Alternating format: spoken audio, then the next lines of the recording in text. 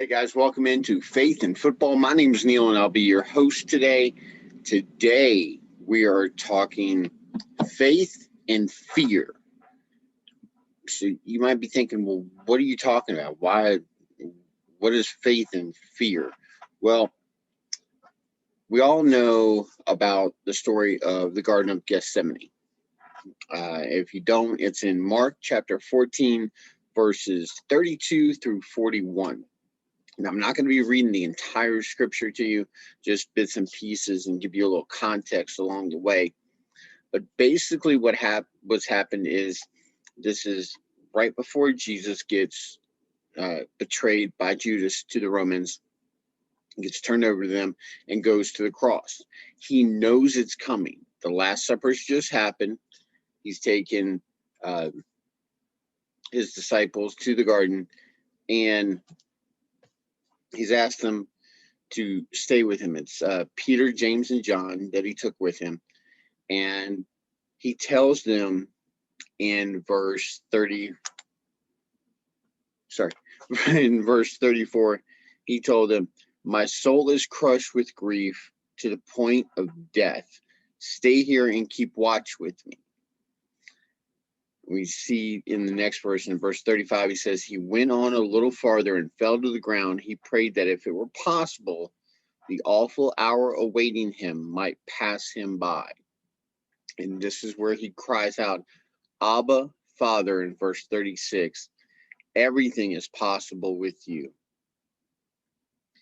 Please take this cup of suffering away from me, yet your will, not mine, be done." So I want you to understand here is that this is where we see that the God that we serve, the Jesus that we worship, when he walked this earth, he was still man. He was fully man and fully God. And some people they have a really hard time with this. They're like, well, he's either fully man or he's fully God. He can't be both. Well, here's the awesome thing is that he can be and he was. And how great is it that we serve a God who can empathize, not just sympathize, but empathize with the struggles that we go through on a daily basis. That we see that when there was something that was so overwhelming in front of him that he didn't want to go. He didn't want to endure that suffering. He knew what was coming. He didn't want to feel that pain. But he did for you and I because he was following God as we should. You know, there's times where we read in the Bible where we're supposed to forgive our enemies. We're supposed to pray for those who curse us. And we find it really hard. Like, we don't want to do it. I know I myself struggle with this all the time. There's people that I don't want to pray for. I just, in my mind, they don't deserve it. But then I have to think, I didn't deserve it. I didn't deserve God's love. I didn't do anything to earn it, but it's given freely, as we should give freely to others.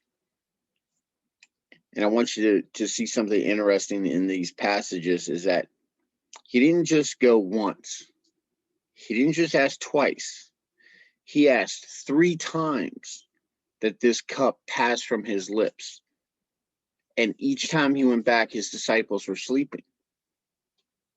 How many of us are sleeping when we should be awake, when we should be paying attention? How many of us are just going through our day-to-day with our eyes closed and just going through the motions? We're passing by opportunities to share the good news with other people. How many of us have our eyes closed to the good news? You might be watching this and be like, okay, come on, let's get to the fantasy stuff.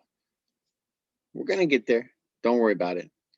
But I want you to understand how great a God that we serve, where he can empathize with our struggles, with our shortcomings, because he had those same struggles and he overcame them. but he overcame them with help. He had power from the Father that got him through every single hard time he ever went through in his walk on earth.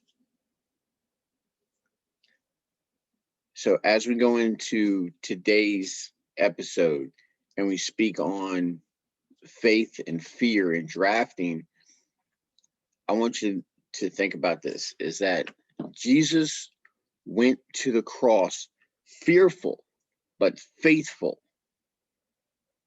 When we draft faithfully, knowing that our pick was right at that moment, that what we're doing is right. We're drafting in faith that the player that we select in the 6th round, in the 7th round, is going to pay off. But when we watch fearfully, not knowing the outcome. Jesus was fearful before, but faithful throughout. He was faithful that the strength, and he was faithful in the outcome. He knew that the Father would not abandon him, that the Father would not let him down, that what he was doing was what he was called to do. So I want you to walk today and every day in that faith that overcomes every fear. And remember that God knows what you're going through. He knows the struggle is there, but he's telling you, go on anyway. I got a plan. Trust in me. Just go. So if you're having doubts, if you're having reservations about something in your life today, I hope that you'll take this to heart, and I hope that you'll push through whatever fear you have. So I hope that this has been helpful. I do encourage you to read the entire chapter, the entire verses in chapter 14, verses 32 through 41. It's a very powerful scene that is set by Mark. So take a minute, go read it. Also, I encourage you that if you don't have it already on your phone, download the YouVersion app. I love this app. It's got a lot of good plans in it.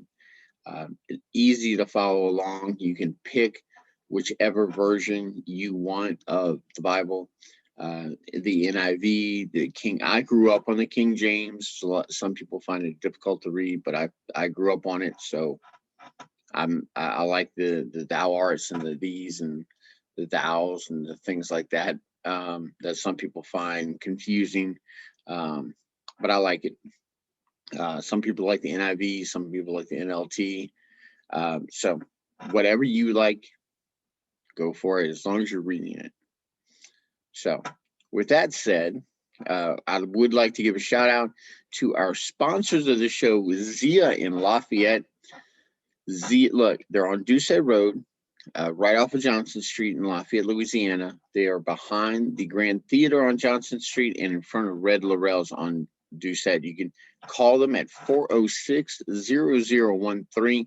You can find them on DoorDash and on Waiter. So if you don't want to go out, if the weather's bad or it's too, like it's down here in Louisiana, sometimes it's just too hot to go outside. Sometimes it's just too humid. You don't want to go out in that mess.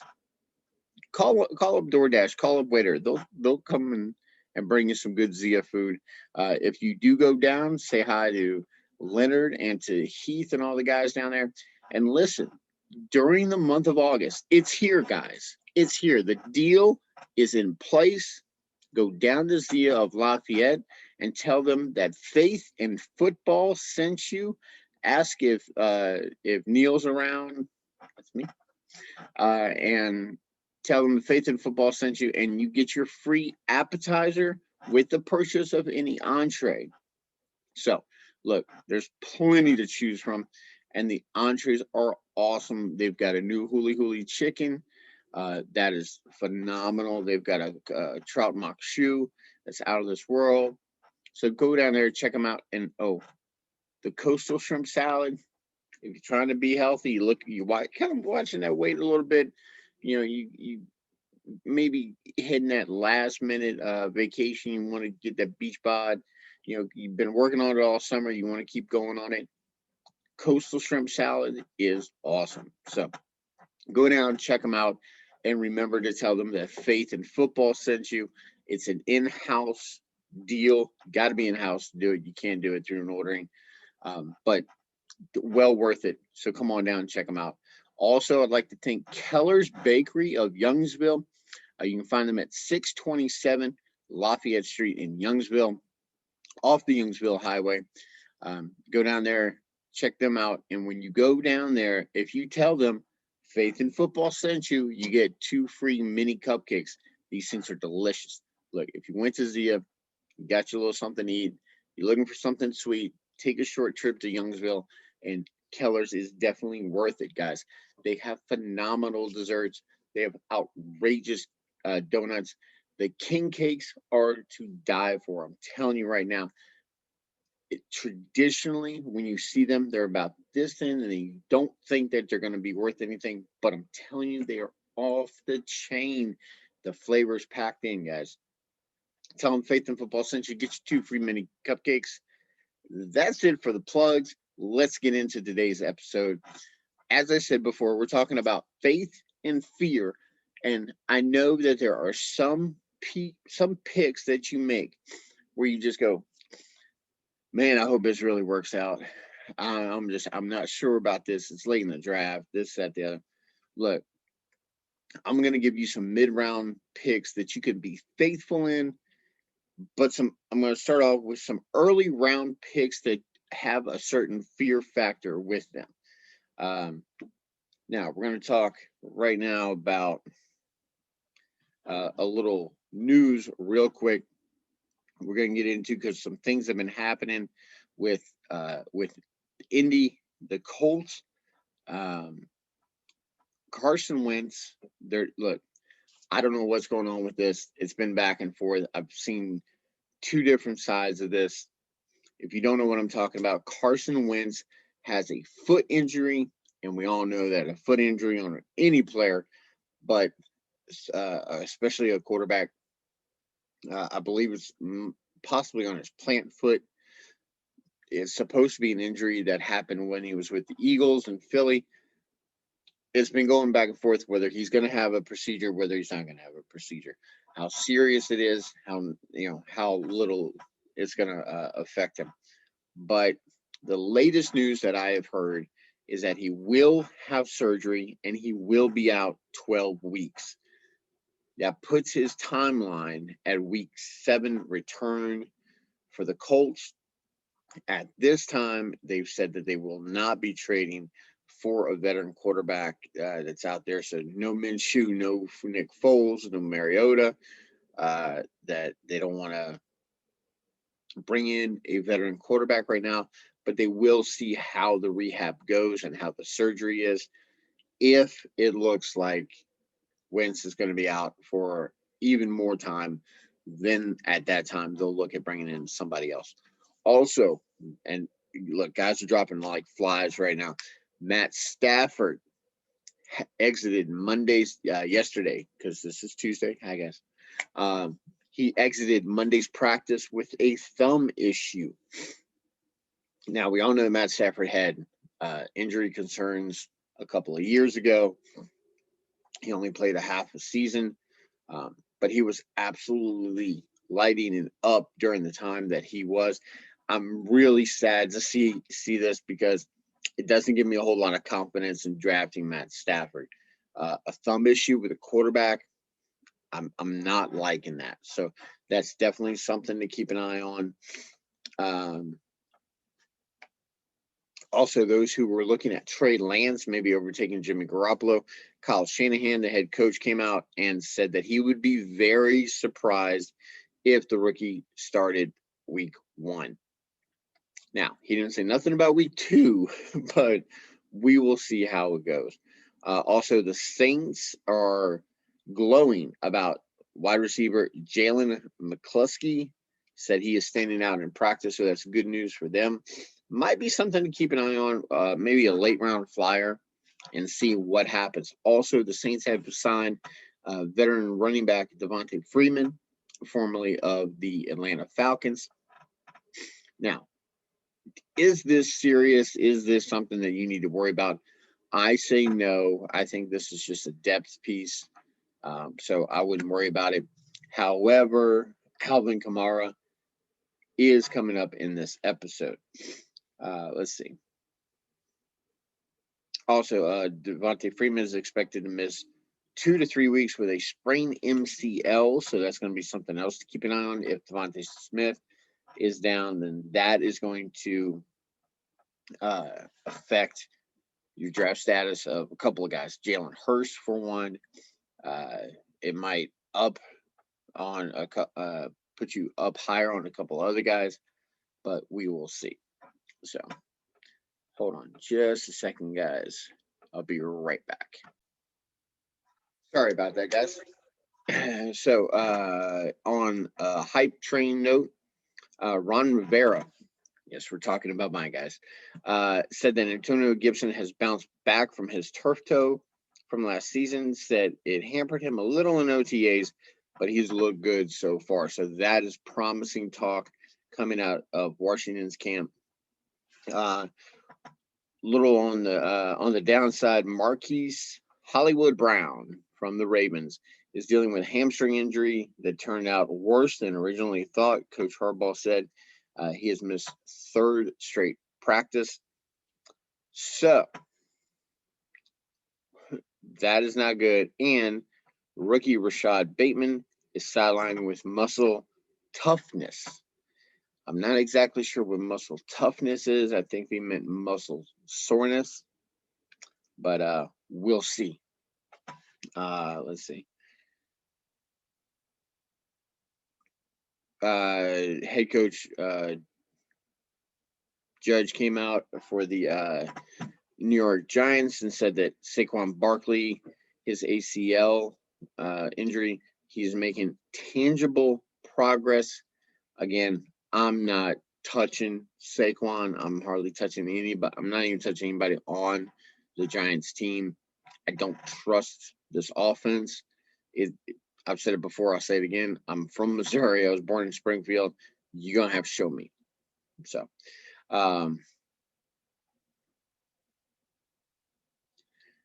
and with that, they also, the Giants have signed veteran running back Alfred Morris to a 1-year deal. So this is kind of a sign that Saquon might not be all there.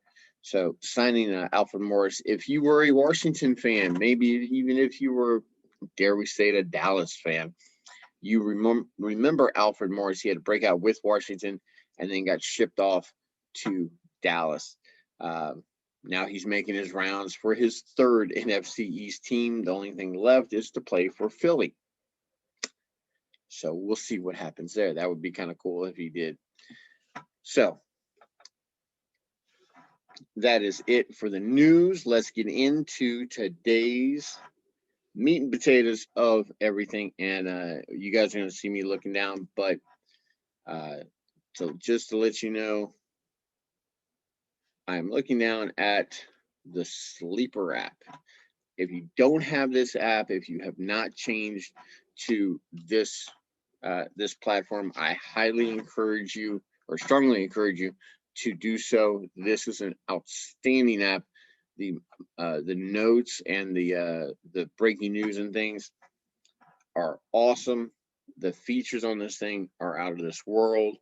And if you've seen my mock drafts before, the mock draft setup is crazy. I love the mock draft setup in this thing.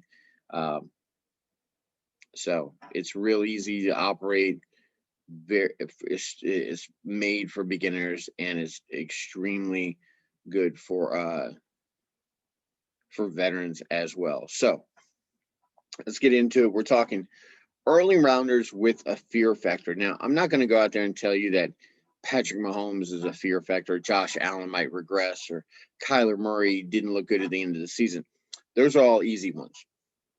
But here's what I will tell you guys, is that the number 4 and 5 QB with the number with a 37 ADP, and I'm getting this from Fantasy Pros website for their 2021 ADP, which is, for those of you who aren't familiar with that term, is average draft position.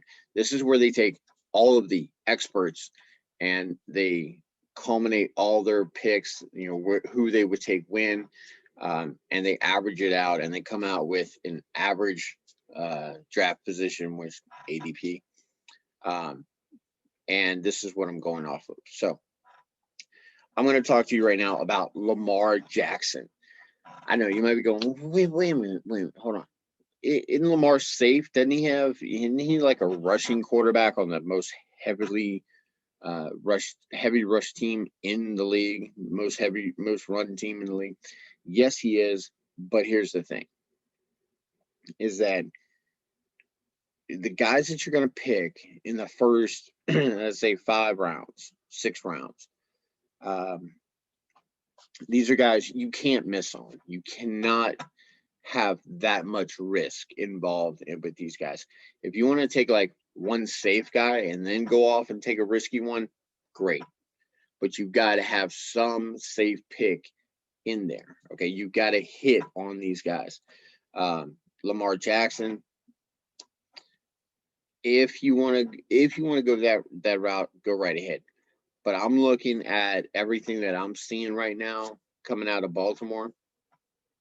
I've got Hollywood Brown hurt. I've got Bateman out. They've been trying. They brought in Sammy Watkins. They drafted Bateman. These are all signs pointing to them wanting to be more pass reliant, like they weren't last year, and rely a little less on the run. Plus, rushing quarterbacks do have a downside to them, with the simple fact that if they get dinged up or they're facing a really heavy or really good defense that can stop the run, which Lamar Jackson plays in the black and blue league or black and blue division. He's got Pittsburgh. He's got Cleveland twice a year. Okay.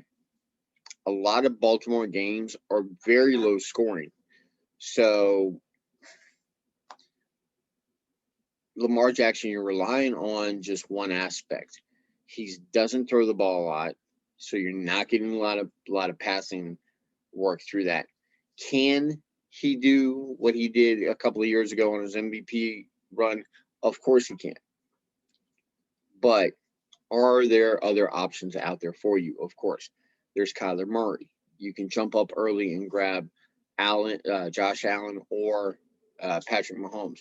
If you don't want to go that early, there are guys that you can take later that will give you just as much upside as Lamar Jackson without the fear factor. So something to think about. Also, the guy going right after him at 39 overall, QB5 off the board, Dak Prescott. Yes, I'm going after Dallas. So I know, no surprise, but I'm not wrong. Look, Dak already left. He's got a bum shoulder. It's in his throwing shoulder. When you start hearing things like that, those are red flags, guys. Okay, he's coming off a severe ankle injury. Okay, plus the fact, yes, we've heard glowing things about Zeke, but they're going to be lining up to come after Dak. Okay, they're going to want to rely on Zeke to take the pressure off. Now, will he even be out there? We don't know. It could be one good hit and he's done. I know that's possible with any quarterback, but when you have injuries like these, a bad ankle, a bad shoulder that already exist, the likelihood of losing your 5th round pick, one of your top quarterbacks in fantasy, do you really want to risk that? There are other guys that you can go after and let someone else have that heart attack every time the Dak is hit. He's going to face one of the top 5 defenses twice a year in Washington. Okay, they are not going to have an easy road this year. His offensive line ain't what it used to be. Okay, so I would definitely steer clear of Dak and Lamar in lieu of other options, even waiting a little bit. I mean, there's Justin Herbert out there, there's Russell Wilson out there. Russell Wilson's kind of like an honorary mention or honorable mention in this one because he's got a head coach that wants to run first, and they just lost their OC, who technically, Schottenheimer, he is a run first guy, but nobody ever is talking about this. Um, Chris Carson, they're going to be leaning on him. They tried to let Russ cook last year. Yes, he was phenomenal, but he was throwing a lot of interceptions. They backed off. They're trying to go run first. And do you really want to rely on that riff that's there with Pete Carroll and Russell Wilson? I don't. So that would be my third one. I'm trying to give you guys two today, but had to mention Russ Wilson because he is going seventh off the board. But let's head into wide receivers. Now, this first guy I'm going after, a couple of years ago, he finished as the wide receiver 1, I believe, possibly 2. He was up there. He was high. And that's Mike Evans. I want you to look in Tampa Bay, okay? They're bringing back everybody that they had last year. Scotty Miller's still there. You've got Gronk. You've got Antonio Brown. You've got Chris Godwin, okay? All of these guys are still coming back. And there were times last year where Mike Evans had like 2 catches for 2 yards and 2 touchdowns. That's not a repeatable stat, okay? That's not something that you can rely on. Okay, if he hadn't had those catches, he would have been held to nothing. Even if he had 2 catches, it's not going to be down the 2 yard line or the 1 yard line.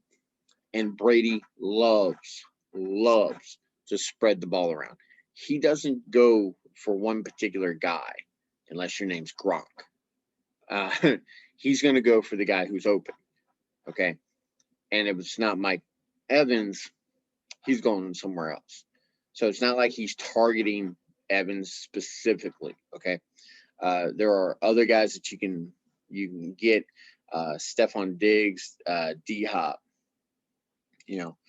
Evans is going 41 overall. He's going wide receiver 13. I've seen him higher in quite a few mock drafts, but there are other guys that you can get besides him. Godwin is going not too far after him at 48. I would say take a flyer on someone else and get a safer Chris Godwin, because yes, Mike Evans might have a higher upside, but Chris Godwin has a steadier floor. He's a little safer. The next guy I'm talking about is Julio Jones. I've seen Julio going in the 3rd round, and a lot of people are talking about that's a value.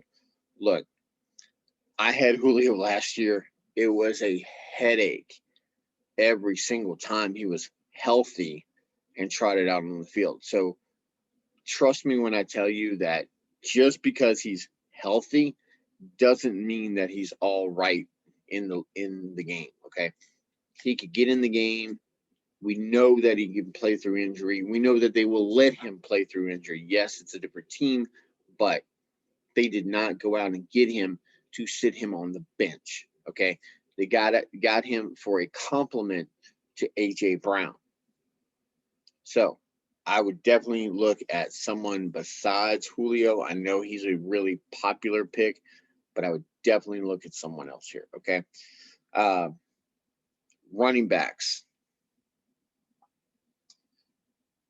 2 guys that I'm bringing up that I've seen a lot of hype around, and I really don't understand why on this first guy is DeAndre Swift. Look, this is a horrible team that he's on. Detroit is in full rebuild mode. Their defense is horrible. What does that mean for fantasy football? Simply this. If you have a really bad defense, you better have a pass-happy offense because that's what they're going to have to do to stay in games. They're not going to, even if they want to run the ball, they're not going to be able to because they're going to be so far behind. They got to pass. Jared Goff's there. Yes, he can check down, but they went out and got Jamal Williams. If you saw any of the playoffs last year, Jamal Williams, Aaron Jones, and A.J. Dillon all got about the same amount of touches in Green Bay. Jamal Williams is there for a compliment. He is there for a committee type running backfield. DeAndre Swift, look, we still haven't seen everything that we could see out of this kid. I believe he has very high up potential if you're in Dynasty. I think eventually, yes, he can be something, but this year in redraft, I'm staying away from him until they get things settled in Detroit. The next guy I'm talking about is being taken pretty high. He is the number 4 pick off the board, number 4 running back overall, and that is Alvin Kamara. Look, they've got Latavius. They went out and signed Devontae Freeman. They don't know who their quarterback is, and they lost Michael Thomas. Is he going to be a very high value? Yes. However, I can't trust that high of a pick with that many questions. Okay. Give me Nick Chubb. Give me Derrick Henry. I mean, look, I'd even take Najee. I know it's crazy to say, but Najee Harris, yes, he's a rookie, but he's in the absolute prime position to take this. If you're that high in the draft, he's probably not going to come back around to you. He's probably going to be taken somewhere between the top to middle of the second. If you're taking Alvin Kamara, that means you're in the back half of the second because you're picking either 3, 4, or 5. So I would stay away from Alvin Kamara. If you have somebody in your league, though, who is a diehard Saints fan, if you want to draft him and try to trade, okay, but I don't recommend that strategy. So, a couple of tight ends we're going to talk about. The number 1 tight end, Travis Kelce. You're like, wait a minute, what? You're talking about probably the greatest fantasy football tight end of all time. Yeah, I am. Simply for this reason, is that earlier, about a week or so ago, he came out of practice with hip soreness and lower back soreness. Look, he's like 32, 33. At some point in time, he's going to fall off. It's just a fact. Do you want to be early out, or do you want to hang on and be there when the collapse happens? When you start hearing things like this from a guy who is that high, used that much. Sorry, it's early, guys.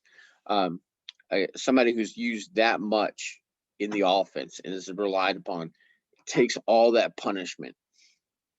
He takes a lot of hits. So if you want to go ahead, because you're going to have to pay up for him, you can wait. I would take Waller. This year, he's younger. He's up and coming. He just broke out. So I would definitely take Darren Waller this year over Kelce.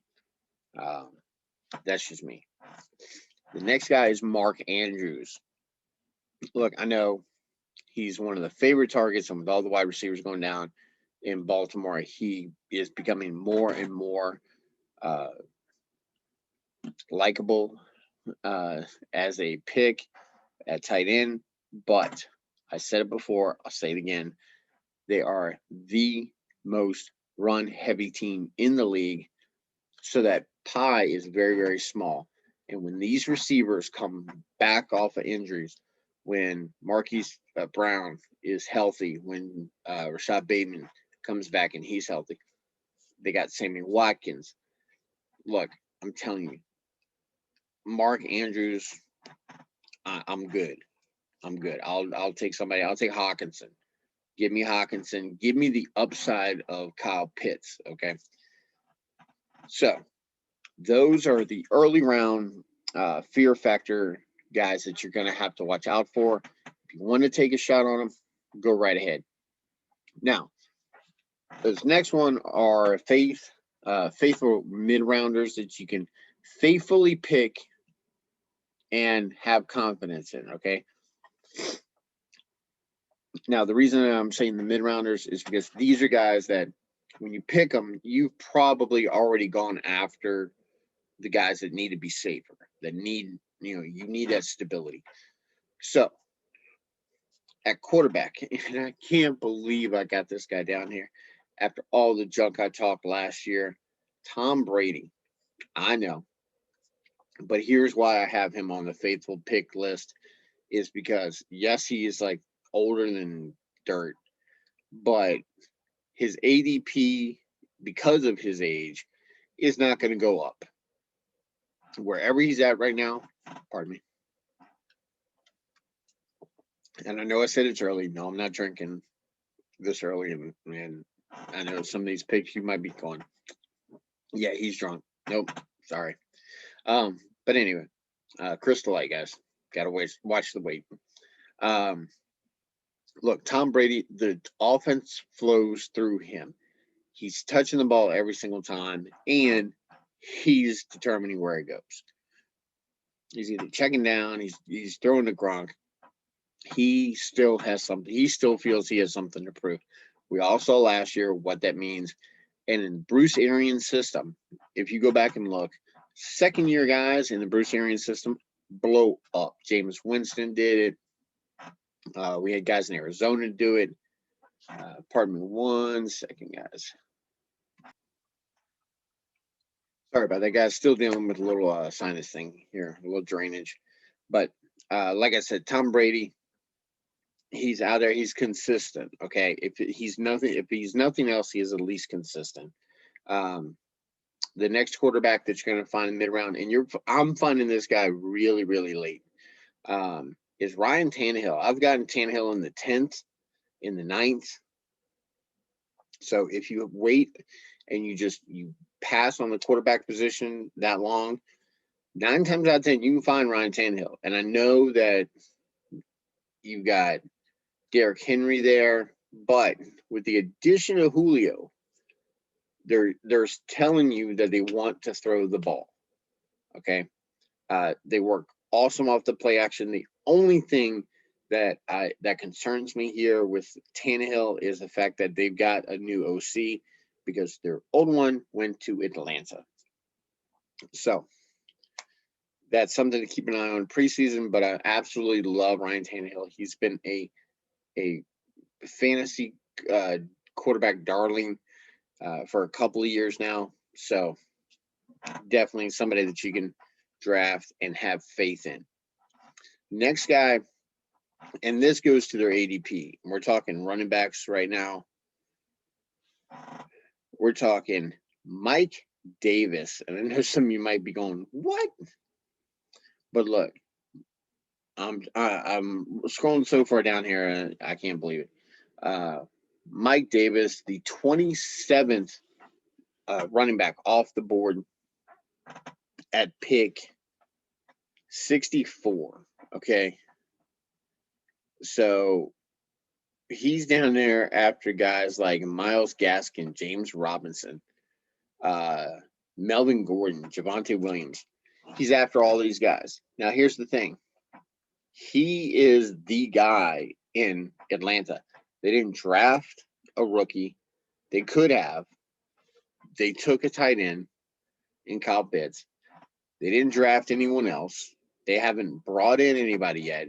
So something to keep an eye on. But as it stands right now, Mike Davis, they went out, this new regime, as soon as they took over, they went out and actively pursued Mike Davis and signed him very quickly.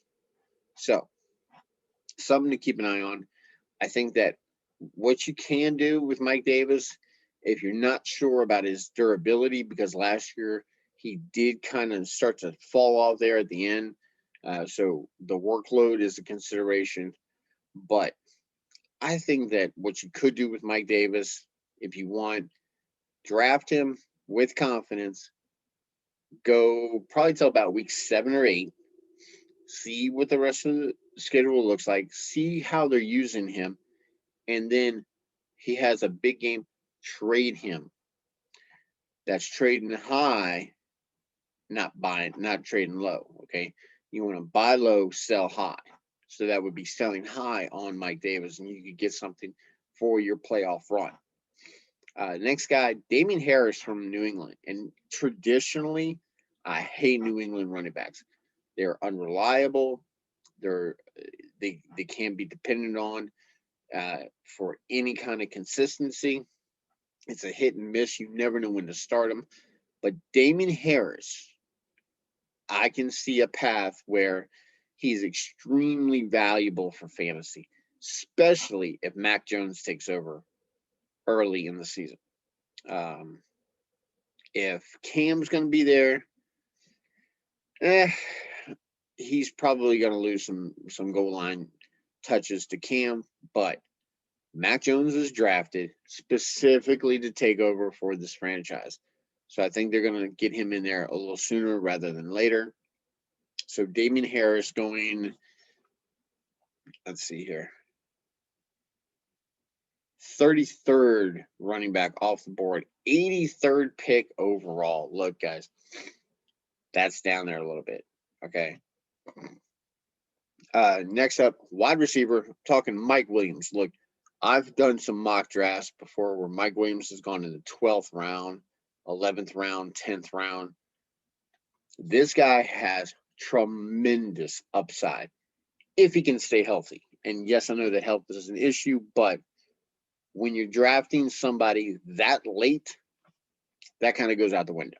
Okay, this is where the faithful part comes in. He is attached to a phenomenal quarterback with Justin Herbert. Second year breakout. Look for it. I think that Mike Williams could be something special this year. Next guy thinking something special, Robbie Anderson with Carolina. He gets reunited with Sam Darnold. He's already got the chemistry. They're already familiar with each other.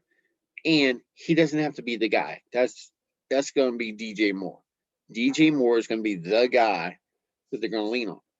So I think Robbie Anderson could be a very good, faithful pick.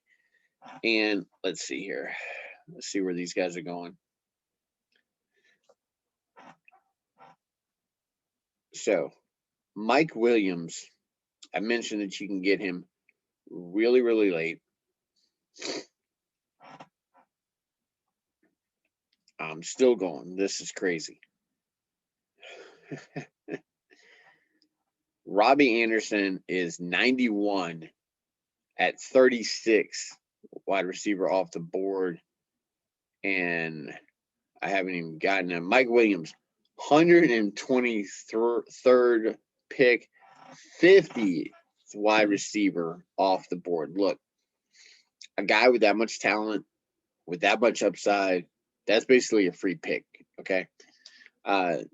As far as tight ends go, I'm loving some Adam Troutman with all the stuff going down in New Orleans. Troutman definitely has breakout potential, regardless. And this is the good thing. Regardless of who the quarterback is, I think that Adam Troutman could be a standout at a tight end this year. Also, I know that I'm going back a little bit to New England, but Jonnu Smith, I just got a feeling about him. I think that he's going to be the Gronk in this offense. I know they went out and got Hunter Henry from the Chargers, but I'm telling you, I think Jonnu Smith is going to be that goal line guy. He's just got that physical, that build that they love down the red zone. I think regardless of whoever the quarterback is, whether it's Cam or whether it's Mac Jones, I think that Jonnu Smith is going to be the guy that you're going to want out of this lineup. So There are my faithful and fearful picks for this year. I hope you guys enjoyed this episode. Remember, down the bottom, subscribe, like, and share for me. Leave me a comment and let me know where you want to see a mock draft. Okay, if you already have your spot locked up, let me know what it is. I'll do a mock draft for you, and we'll see how things pan out. All right, guys. So till next time, keep mock drafting, keep tuned in. Remember to get that info from several different outlets. And don't forget to tune in every Tuesday and Thursday here at Faith in Football. Make sure you go down to Zia and mention you heard from me and get your free appetizer and Keller's Bakery in Youngsville. Make sure that you mention Faith in Football. Get you 2 free mini cupcakes. Until next time, God bless. We'll see you guys later.